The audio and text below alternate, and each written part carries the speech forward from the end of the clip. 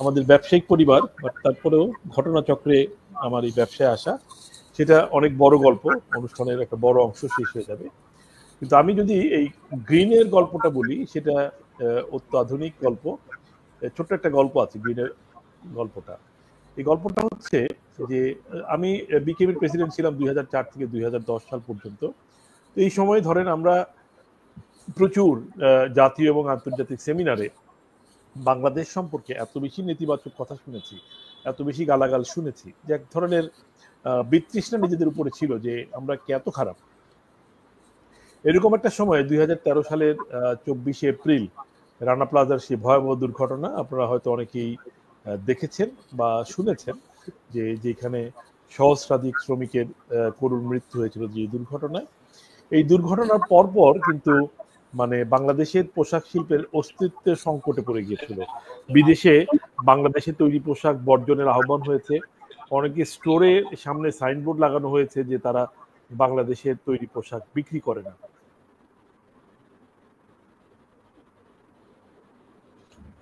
এই গ্রিনের গল্পটা রানা প্লাজার সঙ্গে সম্পর্কিত এই কারণে যে এই রানা প্লাজার যেই দিন দুর্ঘটনাটা ঘটে, সেই দিন আমি ঘটনাচক্রে আমার একটা কাঠমান্ডুতে প্রোগ্রাম ছিল, আমি তখন বাংলাদেশ এমপ্লয়ার্স ফেডারেশনের প্রেসিডেন্ট, আমার একটা সেমিনার ছিল। তো আমি ওইখানে গিয়ে যখন নামলাম, কাঠমান্ডুর দিকে যখন ল্যান্ড করলাম, এবং প্লেনের ভিতরে আপনারা জানেন যে ল্যান্ড করার পরে সবাই যার যার সিট থেকে দাঁড়িয়ে যায়, কতক্ষণে দরজা খুলবে, এটা একটা ইন্টারন্যাশনাল কমন, কেউই আর অপেক্ষা করতে চায় না, সবাই দাঁড়িয়ে যায় দরজা খোলার অপেক্ষায়। তো আমিও দাঁড়িয়েছিলাম। তো পেছন থেকে একজন এসে আমাকে জিজ্ঞেস করলো, আপনি কি ফজলক সাহেব? আমি বললাম যে হ্যাঁ। উনি বলতেছেন যে আপনি আজকে কাঠমান্ডু আসছেন কেন? আমি বললাম যে ভাই আমার তো আজকে সেমিনার আছে একটা। তো এই পর্যন্ত ভালোই, যে অনেকে হয়তো আমাকে চিনে, টেলিভিশনে দেখেছে, এই জন্য জিজ্ঞেস করে। বাট এর পরের প্রশ্নটা আমার ছিল, বা পরের মন্তব্যটা ছিল যে আপনার আজকে কাঠমান্ডু আসা ঠিক হয় নাই। তো ওইটা শুনে আমি একটু মানে চমকে গেলাম, যে ব্যাপারটা কি, লোকটাকে আমি চিনি না, জানি না, আমার কাঠমান্ডু আসা ঠিক হলো কি হইলো না। আমি একটু একটু কৌতূহল উদ্দীপক হলাম এবং একটু বিরক্ত হলাম ভিতরে ভিতরে। তা আমি পিছন দিকে তাকিয়ে আবার দেখলাম যে না, তাকে আমি চিনি না। আমি জিজ্ঞেস করলাম যে ভাই, মানে আপনার সমস্যাটা কি আমি বুঝলাম না, আমি কাঠমান্ডু আসছি। বললো যে আজকে ঢাকায় এত বড় একটা দুর্ঘটনা, উনি রানা প্লাজাটা মেনশন করছিলেন, তো এই আজকের এই দিনে আপনার এইখানে আসাটা ঠিক হয় নাই।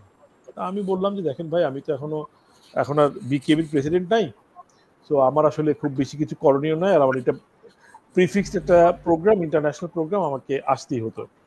তো উনি কোনোভাবেই মানে এটা মানতে পারলেন না, বললেন না, যত যাই হোক আপনার আজকে এখানে আসা ঠিক হয় নাই, আপনার মতো লোক আজকে ঢাকায় থাকা দরকার ছিল, দেশের এত বড় একটা সমস্যা, ইন্ডাস্ট্রি এত বড় একটা সমস্যা। যাই হোক, তো এরপরে দরজা খুলে গেল, আমরা বের হয়ে গেলাম। ওই ভদ্রলোকের সঙ্গে আমার আর কখনো দেখা হয়নি। ইনফ্যাক্ট আমি তাকে আমার লাগেজ টাগেজ নেওয়ার পরে এয়ারপোর্টের ভিতরে তাকে খুঁজেছিলাম, পাই নেই, তার সঙ্গে পরিচিত হতাম, তার পরিচয় আমি জানি না, এখন পর্যন্ত জানি না। তো ওই লোকটা আসলে আমাকে অনেক একটা চিন্তার খোরাক জুগিয়েছে, যে বাংলাদেশে এত বড় একটা বিপদ, এবং লোকজন মানে আমাকে নিজেকে তখন একটু নিজেকে একটু বড় বড় ভাবলাম, যে লোকজন আমার কাছে কিছু প্রত্যাশা করে। তো এই ভাবনাটা আমাকে মানে অনেক সিরিয়াসলি আমাকে ঠিক ঘুমাইতে না দিলেও মানে মাথার ভিতরে মানে খোঁচাইছে বেশ কয়েকদিন। আমি ঢাকায় ফিরে আমার পার্টনারদের সঙ্গে বললাম যে ভাই, এই কাহিনী, তো আমাদের কি, আমরা কিছু একটা পজিটিভ কিছু করতে পারি কিনা, যে বাংলাদেশের মানে ইমেজটা চেঞ্জ করে দেওয়া যায়। কি হবে কি হবে, আমরা ভাই ছোট ফ্যাক্টরি, আমাদের ছোট পুঁজি, তো তারপরেও মানে আমাদের ছোট পুঁজি, ছোট ব্যবসায়ী হলে আমাদের স্বপ্ন বা স্বাদটা ছিল অনেক বেশি, অনেক বড়। তো আমার এক মানে কলিগ এসে বললো যে আমরা গ্রিন ফ্যাক্টরি করতে পারি, শ্রীলঙ্কাতে এরকম গ্রিন ফ্যাক্টরি হয়েছে বেশ কয়েকটা, এবং মানে তারা বেশ ওয়ার্ল্ডে ফেমাস। আমরা বেশ, দ্যাটস এ গুড আইডিয়া। তা আমরা ওই শ্রীলঙ্কার এইটা হলো মানে আমার এই গ্রিনের আসার গল্প। এবং তখন ওই শ্রীলঙ্কার এই ফ্যাক্টরি যিনি কনসালটেন্ট, তাকে নিয়ে আসলাম, তার সঙ্গে কথা বললাম, এবং আমাদের মানে মাথায় তখন ভূত চেপে গেল, যে টাকা কই থেকে আসবে, কে দিবে জানি না, লাভ হবে না লোকসান হবে তাও জানি না, আমাদেরকে গ্রিন ফ্যাক্টরি করতে হবে। এবং আমরা প্রথম দিনই একটা নিলাম যে আমরা পৃথিবীর 1 নম্বর একটা ফ্যাক্টরি করব। কনসালটেন্ট সাহেবকে বললাম, উনি রাজি হলেন না, বললেন যে না, উনি হয়তো আমাদের দেখে পছন্দ হয় নাই, তো বললেন যে উনি করবেন না। যাই হোক, পরে আমাদের জোরাজুরিতে উনি রাজি হলেন।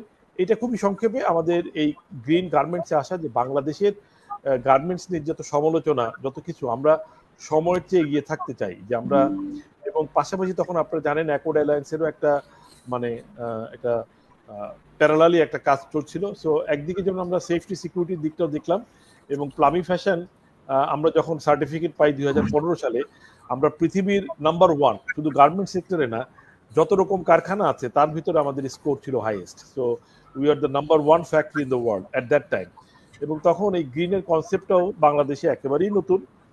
তো এইটা ছিল আমাদের এই গ্রিন যাত্রা। এবং আমাদের আজকে একটা ভালো লাগছে, ব্যবসা বাণিজ্য কতটুকু সফল হয়েছে জানি না, কিন্তু একটা জায়গায় আমরা অত্যন্ত সফল, যে বাংলাদেশে আজকে প্রায় 300-র মতো কারখানা গ্রিন সার্টিফিকেট পেয়েছে, তার ভিতরে প্রায় 100খানে লিড প্লাটিনাম সার্টিফিকেট পেয়েছে। এবং আমরা লোকজন স্বীকার করুক বা না করুক, বাট আমরা নিজেদেরকে মনে করি যে আমরা এই গ্রিনের পথ প্রদর্শক। এবং বাংলাদেশে আজকে যে গ্রিন ফ্যাক্টরি হওয়ার একটা মানে অলিখিত আন্দোলন, সেই আন্দোলনে আমরা মানে লোকজনকে উৎসাহিত করতে পেরেছি, পথ দেখাতে পেরেছি, আমরা তাদেরকে ইনডিরেক্টলি প্রভাবিত করতে পেরেছি এখানে আসার জন্য। সো এইটা আমার মনে হয় বাংলাদেশের গার্মেন্টসের ক্ষেত্রে যে একটা নেগেটিভ ইম্প্যাক্ট ছিল, নেগেটিভ ইমেজ ছিল, অ্যাকর্ড অ্যালায়েন্সের এই সেফটি সিকিউরিটির পাশাপাশি এই গ্রিন আন্দোলন এবং এই গ্রিন মুভমেন্ট এই ফ্যাক্টরির ক্ষেত্রে বাংলাদেশের পুরো ইমেজটাই চেঞ্জ হয়ে গেছে। যদিও আনফর্চুনেটলি এই গ্রিনের যে ইমেজটা, এইটা থেকে খুব বেশি ব্যবসায়িক সুবিধা আমরা দেশ হিসেবে নিতে পারিনি, সেটা আবার ভিন্ন আলাপ। সো সালাউদ্দিন ভাই, এই ছিল আমার গল্প।